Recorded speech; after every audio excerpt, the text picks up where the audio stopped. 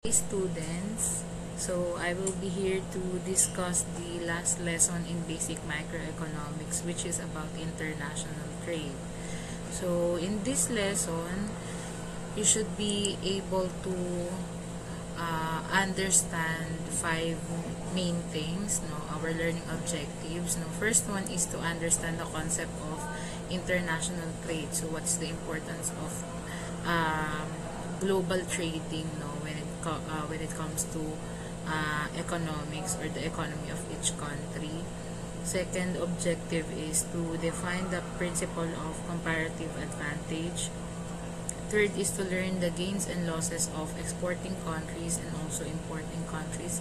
And the last learning objectives will be understanding the concepts of tariffs and its arguments for restricting trade. So, some of the terminologies here in the discussion proper has been discussed, no, in the previous lessons that we had. And also, I am very sure that as business administration students, medyo familiar na kayo dito sa mga pag-uusapan natin. No? So, this will be a quick discussion lang. No? This won't take long dahil madali lang naman intindihin yung ating last lesson in basic microeconomics. No? So, to better understand the whole picture of international trade, we will first discuss or define what is international trade. No? So, sabi dito, trade contributes to global efficiency. When a country opens up to trade, capital and labor shift toward industries in which they are used more efficiently. That movement provides society a higher level of economic welfare. So when we talk about international trade, we are exchanging goods and services from our country to another country, or maybe they are exchanging goods and services from their country to ours. So ang pinaka-importansya ng international trade is it gives us efficiency in the sense of we are gaining something from their country and they are getting something from our country also in exchange to the betterment of each lives of the citizens living in each country. So, kung ikaw ay isang bansa na engage, no, sa pakikipagkalakalan sa iba pang bansa, you are tend to seek the things, the resources, the services that they offer na hindi available sa ating country. And vice versa. No? So, may mga bansa din naman na may mga instances na they need something, they need some products, they need some services, but hindi available yun dun sa bansa nila. Kaya, umaangkat sila ng ibang produkto o serbisyo sa iba pang bansa. And because of that exchanging of goods and services from one country to another, it provides the society a higher level of economic welfare in the sense of they are giving a good life for each citizens living dahil napoprovide natin yung needs and wants ng mga tao just because we are gaining something beneficial from other country. So that is international trade. And the principles of comparative advantage. No? So, sa pag-aaral ng international trade, laging nakapasok dyan or naka-embed dyan yung two important terms, which is the import and export. And sa business world, no, napaka-importante ng salitang importing and exporting because we are highly exposed in exchanging goods and services from one country to another. Kasi in reality, no man is an island. Hindi natin kakayang or walang isang bansa na may kakayahang i-provide yung kanilang needs and wants based lang dun sa country kung saan sila naninilbihan or kung saan sila nakatira. No? May mga pagkakataon na yung mga kailangan ng isang bansa ay hindi kayang i-provide ng gobyerno ng bansa na yun o kaya naman hindi talaga siya possible ma-produce dun sa isang bansa. No? So when we talk about principle of comparative advantage, import if the domestic price is higher than the world price. No, umangkat daw tayo ng mga produkto o serbisyo kung mahal ang presyo ng local products or mahal ang presyo ng local services compare sa world price or sa presyo sa ibang bansa. At yung idea naman ng exporting, no, export if the domestic price is lower than the world price. Tayo naman daw ay magbenta ng ating produkto mula sa bansa natin palabas kung mura ang bentahan sa atin at mahal ang bentahan sa ibang bansa. No, so that is the concept of comparative advantage. Now, we should import if the prices of the goods and services abroad is much more cheaper than ours. No, mas mura yung sa kanila kumpara sa atin. At tayo naman daw ay mag-export kung yung presyo ng domestic services or domestic products ay mas mababa compare sa bentahan sa ibang bansa kasi mas mahal. No? So, that is the concept of importing and exporting. So, there are gains and losses of exporting countries. No? Hindi natin po pwedeng sabihin na there are always gains kapag tayo ay nag-export. No? It's a two-way process. No? In some ways, we will win. In some ways, we will lose. No? So, sabi dito, the local sellers win.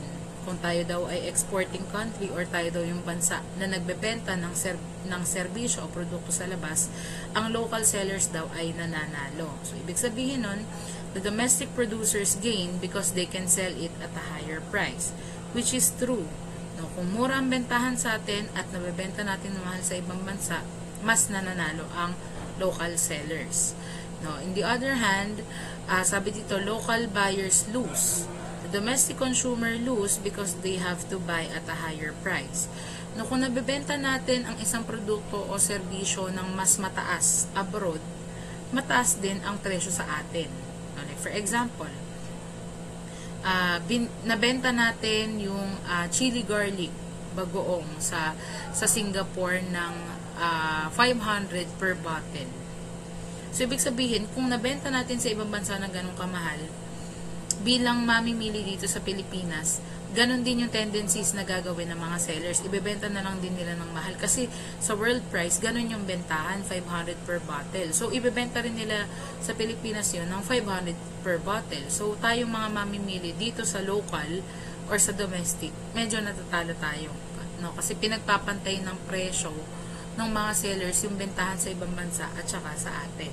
So, tendencies, no, the local buyers will lose. No? And lastly, sa gains and losses ng exporting countries, the country wins. No? So, parang may mga instances na matatalo tayo, may instances na mananalo tayo. But, all in all, no, in totality, the country wins. No? Sabi dito, the trade raises the economic well-being of a nation because the gains exceeds the losses.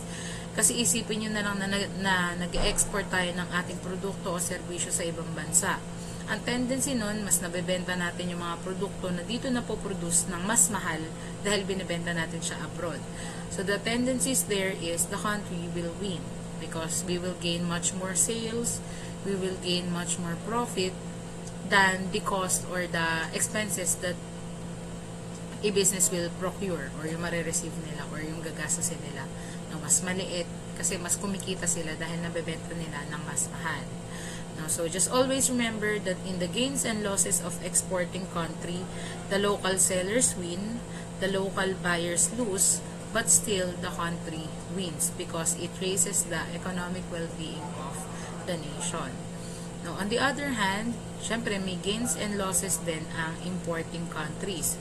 So, ibig sabihin naman ng importing, tayo na yung umaangkat ng produkto o serbisyo sa ibang bansa. No, tayo na yung bumibili ng mga imported products. No, so, kung kanina sinabi natin sa exporting countries that local sellers win, pag nag-i-import naman tayo, the local sellers lose. Because the domestic producers lose because they can sell at lower price or low price. So imagine this. We are a country who imports rice from other countries. Kung naangkat natin ang bigas sa halagang 30 pesos per kilo, ang tendency ng mga local sellers natin ay babaan din yung presyo kasi po pwedeng ibenta ng businesses na 35 pesos lang per kilo ang bigas kasi ang angkat lang naman nila ay 30. Pwede lang nilang patungan ng 5 piso. No, kung usually, ang local sellers natin, binibenta nila ng 40 per kilo ang bigas, pero dahil nag-i-import nga, may mas mura no, na available price yung isang product, yung tendency is bababaan din nila para makasabay sila dun sa trends ng pricing. No, so, in that sense, the local sellers lose, or the domestic producers lose, because they are urged to sell their products and services at the lower prices. On the other hand, the local buyers win because the domestic consumer gain because they have to buy at a lower price. No, kaya nga tayo nag-aangkat ng produkto at serbisyo sa ibang bansa kasi nga mas mura yung bentahan sa kanila. So, pag binaba na yun sa bansa natin, hindi rin ganun kamahal yung presyo. Tutubuan lang ng konti, pero hindi rin ganun kataas. So, ang tendency nun, tayo mga mamimili ay mas nakakatipid or nakakamura in the sense of mura kasi nabebenta ng mga businesses abroad yung mga services or products na in-offer nila sa market natin. No? And at the end of all those assumptions, no, that the local sellers lose and the local buyers win, still the country wins, no? Because it also raises the economic well-being of the nation because the gains exceeds the losses. No, so kahit ano pa man din sa dalawa yung gawin natin, no, mag-import man tayo o mag-export man tayo, may gains ang bansa. No? It's still a win. Nagkakaroon lang ng differences or nagkakaroon lang tayo ng pagkatalo, na nagkakaroon lang ng losses yung isang bansa kapag mas nag-e-exceed na yung importing. So, ibig sabihin, mas kinakailangan na natin umangkat sa ibang bansa kaysa yung tayo mag-produce dito sa bansa tas ibigin natin yung kanilang kailangan. No? Kasi, in the common sense, talking, no? So, kung hindi na kayang i-provide sa Pilipinas yung needs and wants ng mga tao at kailangan na natin kunin na lang siya abroad.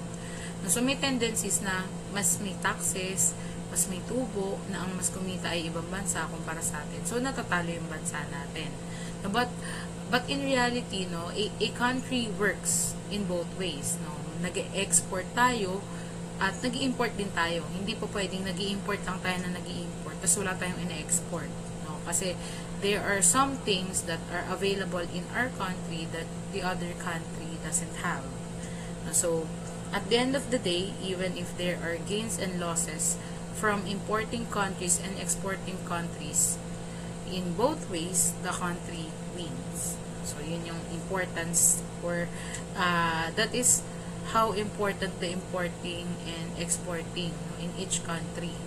Both of them have somehow have a good point, no, sa isang bansa. Okay, so if you do understand the comparative advantage of importing and exporting, the gains and losses of importing and exporting, we will now talk about tariffs. So itong tariffs po na ito, sa madaling salita, ito po yung mga ini-impose na taxes sa mga imported goods. So, hindi kasi po pwede tayong papasok ng mga banyagang produkto o serbisyo sa bansa natin ng hindi napapatawan ng mas mataas na tax. No? So, it is important for the government to rule out some tariffs to the imported goods para hindi ganun kabilis yung processes ng pagpasok ng other countries' products and services sa atin. No? So, tandaan nyo lang na when we talk about tariffs, those are the tax on the imported goods. Sabi dito, tariff raises the price of imported goods above the global price.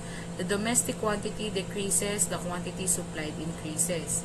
So, yung reason kung bakit nag-e-embed ng tax o bakit nilalagyan ng tax yung mga imported goods is para yun, hindi agad-agad makapasok dito sa bansa natin yung mga produkto galing sa ibang bansa. Kasi ang tendencies, no, natatalo yung mga businesses na locally nag-ooperate kung i-allow lang natin na makapasok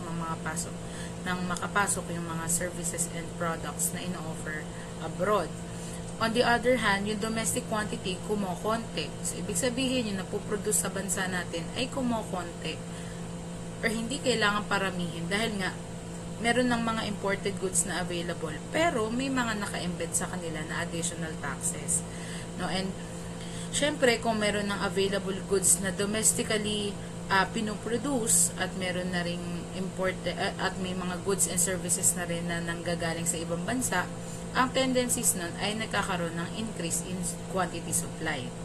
So, imagine niyo na lang, may sapatos na napoproduce sa Pilipinas. Meron ding sapatos na ini-import from another country papasok sa atin. So, yung quantity supplied ng shoes ay tumataas. Kaya nasabi dito na ang quantity supplied ay nag-i-increase. At ang domestic quantity ay nagde-decrease dahil hindi magpuproduce ng maraming shoes ang mga producer sa Pilipinas dahil alam nila na may mga nakakapasok na imported shoes from other country. Now, and the tariff serves as the gap. No, it serves as the somehow limitation of the imported goods to be affordable on the end of the consumers. No? Dahil pagbalik-balik na rin man natin ang mundo, though mas maganda ang quality ng imported goods sa mata ng mga tao, but it is just a norm. Yun ay nakasanayan lang or nakagisnan lang ng mga tao na kapag galing ibang bansa, mas maganda yung quality. No? But in reality, kaya lang naman nagmumukhang mas maganda yung quality kasi ang thinking natin na mga buyers, the more the higher the price, the more the quality is the product. But in reality, kaya lang naman tumataas ang presyo ng mga imported goods dahil may mga naka-embed or may mga additional taxes na ina-add, which is called tariffs. Yan. So, there are still gains and losses from tariff. No, hindi sa lahat ng pagkakataon porket nag-embed tayo ng tax sa isang imported goods ay panalo na tayo, no, as domestic country. So ibig sabihin meron pa ring parteng may gains tayo, meron ding parte na natatalo tayo. No, so sabi dito, when the tariff raises the domestic price of the goods above the world price, encourage domestic producer to increase production. So, kung mentras tumataas daw yung tax na ini-impose doon sa mga imported goods, it is a good sign, no, for the domestic producers to increase production. So, ibig sabihin yan, mas pataasin, mas paramihin yung supply na kayang i-provide ni domestic producer kasi iyon ang affordable sa market. Dahil nga, pinatataas natin yung tax na naka-embed sa mga imported goods. No, so, that is gain. Sabi naman dito sa losses, when the tariff raises, the price that the domestic consumer have to pay also increases. Decrease in consumption because of the price. So, sa kabilang banda, kahit nasabihin natin na mas mataas yung tax na ini-impose natin sa imported goods, may mga tendencies pa rin na natatalo tayo dahil bilang consumer tayo ay bumibili. So, ibig sabihin, kapag mataas ang presyo ng imported goods, mas hindi nabibili yung mga products na yun sa market. And ang tendency nun, nagdi-decrease ang consumption dahil sa price, dahil mas nagmamahal siya. So, lagi niyong tatandaan, it is always a two perspective. Now, we will talk always about the welfare of the businesses and also we will talk about the welfare of the consumers.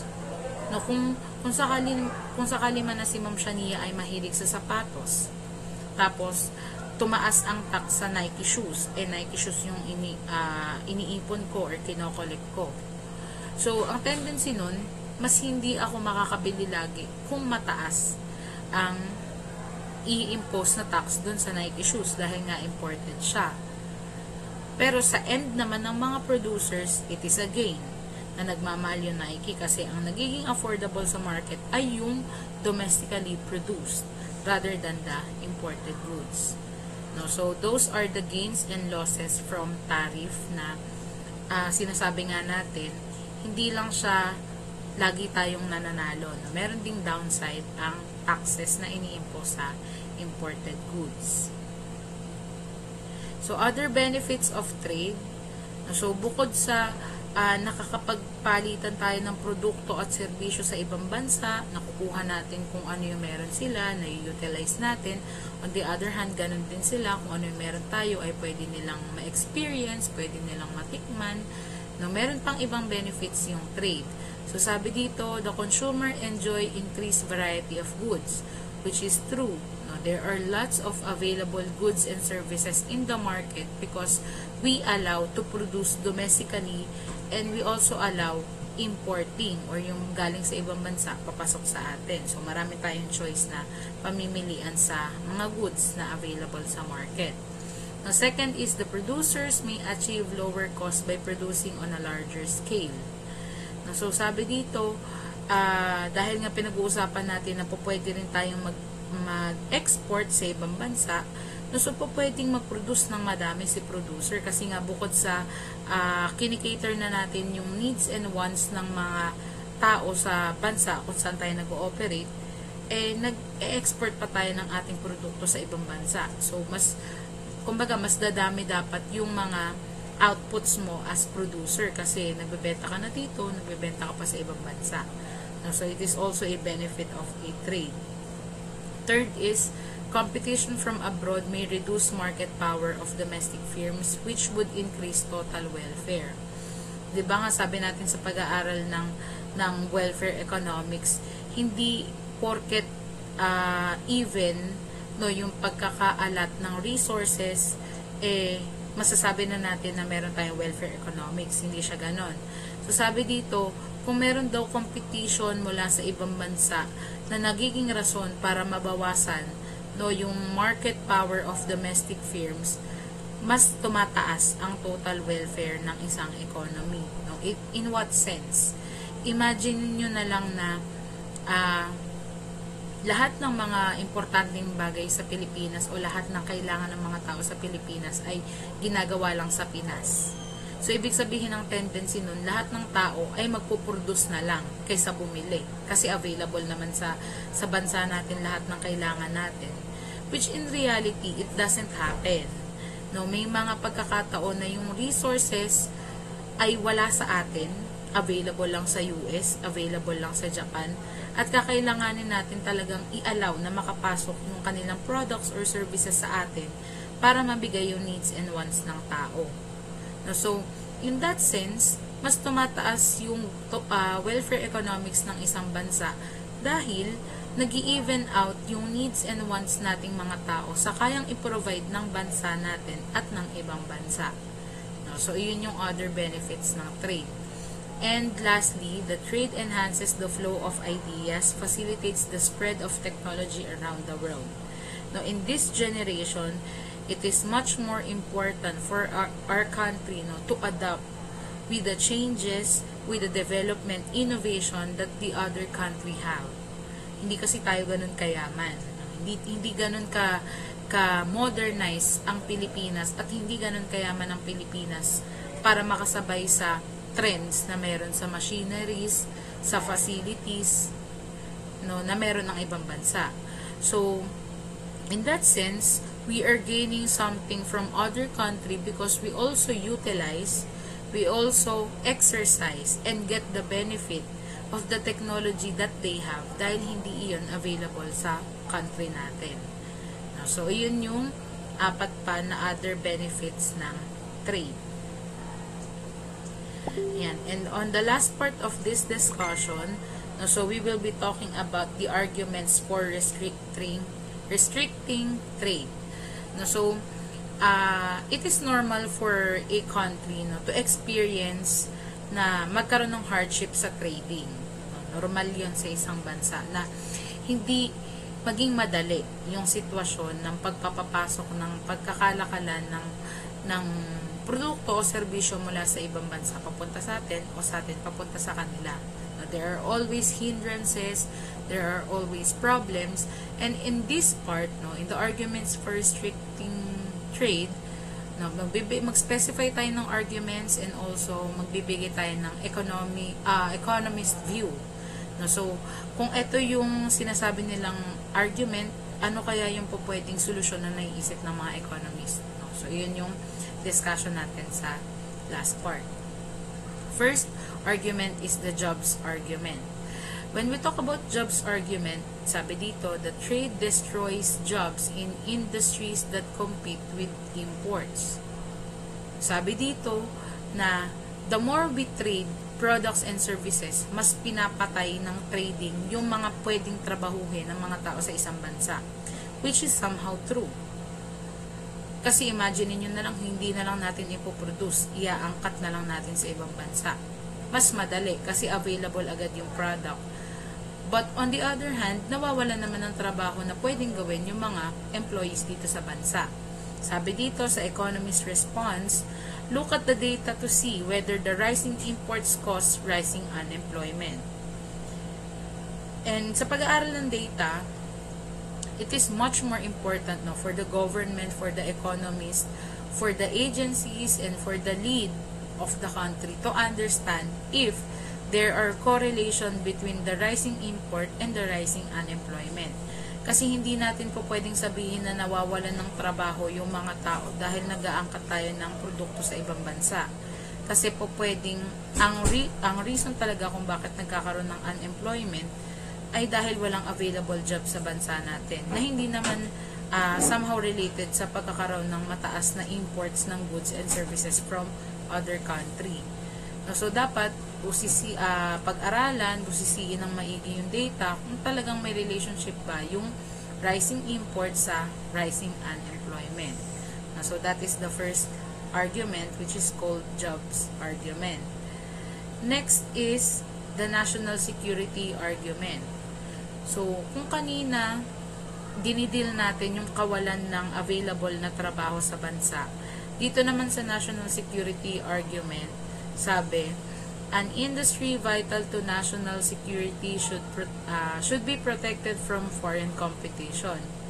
And again, this is a valid argument dahil yung sense ng national security argument is to give the businesses the protection that they need against the foreign businesses. No, kasi sa thinking ng mga business owners dito sa Pilipinas, hindi sila masyadong protected ng national security kasi parang halos lahat na lang ng mga businesses ay inaalaw nilang makapasok dito sa bansa natin. In some ways, nagkakaroon ng doubt on the end of the domestic businesses dahil nafe-feel nila na hindi sila pinapahalagahan ng gobyerno o hindi sila nabibigyan ng security dahil nga marami nang pinapapasok na foreign businesses dito sa atin. Now, in the economist response, sabi dito, the producers may exaggerate their own importance to national security to obtain protection from foreign competition. So, technically, parang sinasabi dito sa argument na to na ipakita daw dapat ng mga producers, domestic businesses, yung kanilang importansya sa bansa natin para exaggerate in the sense na ipa-feel mo na mas importante ka na negosyo kaysa dun sa mga negosyo ng ibang bansa. Dahil mas nakakagain sila ng protection from foreign competition kung pinapakita nila yung kanilang relevance doon sa bansa kung saan sila nag-ooperate. Like for example, magsasaka ka, tapos meron kang rice mill.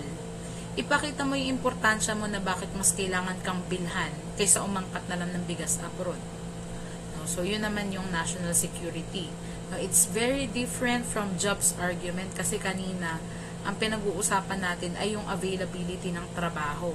Dito naman, para sa end ng mga producers, ipakita mo kung bakit ka mas importanteng bigyan ng seguridad kaysa i-allow na magpapasok pa ng mga foreign businesses dito sa bansa natin.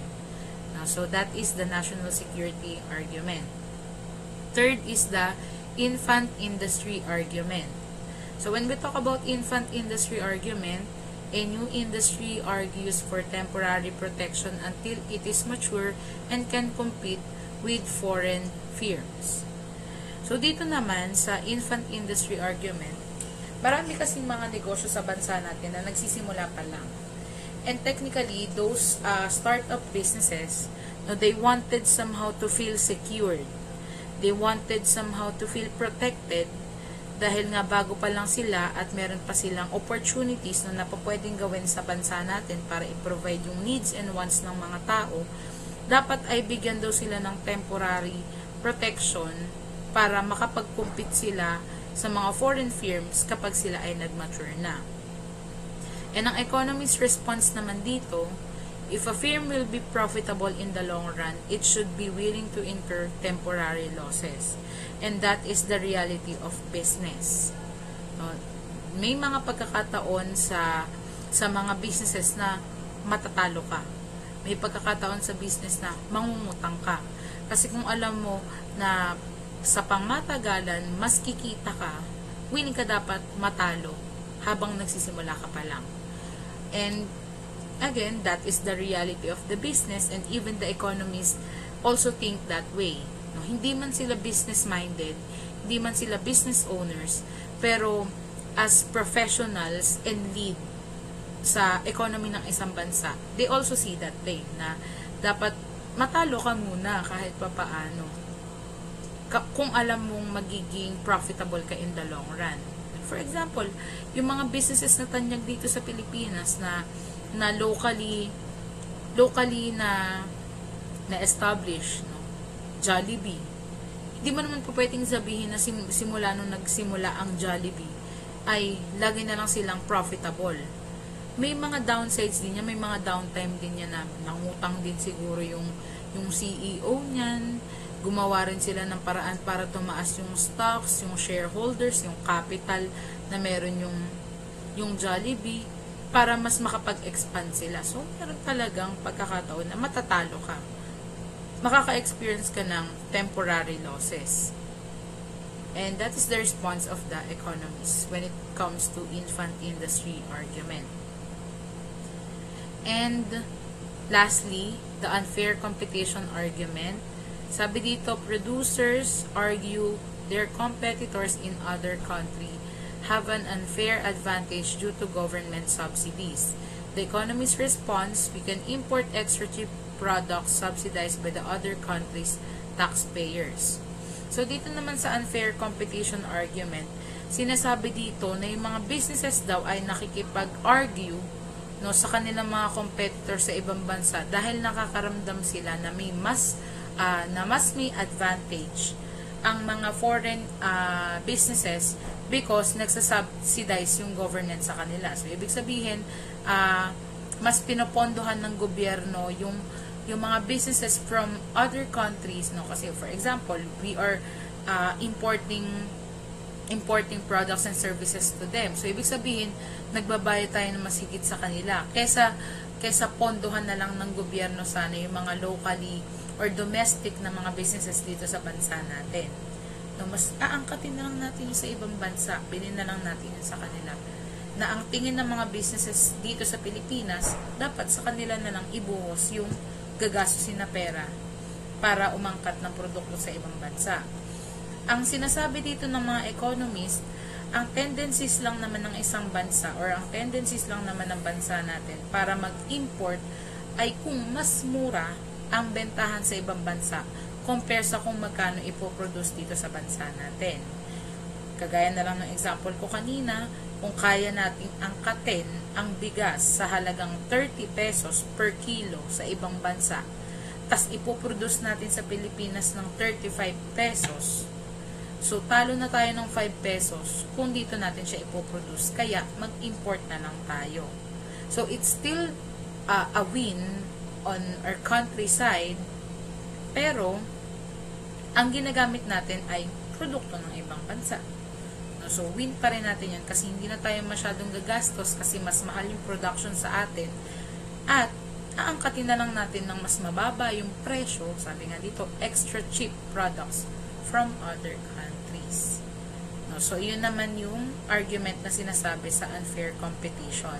Now, just always remember that these arguments, no, na diniscuss natin, they are all valid.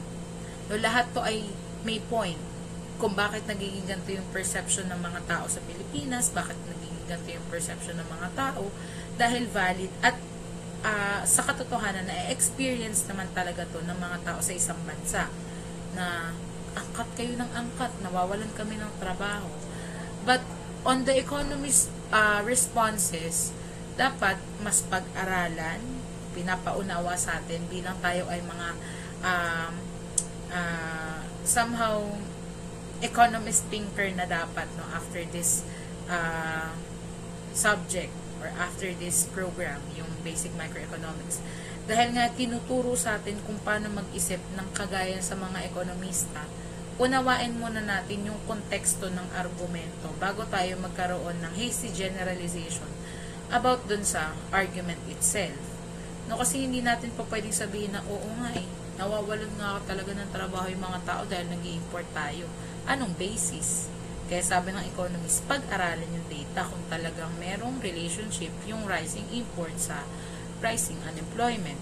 On the other hand, sa national security government, baka naman kasi mamaya hindi naman napakita ng mga domestic businesses or ng local businesses yung kanilang importance sa government, kaya ang tendencies na lang ay umangkat.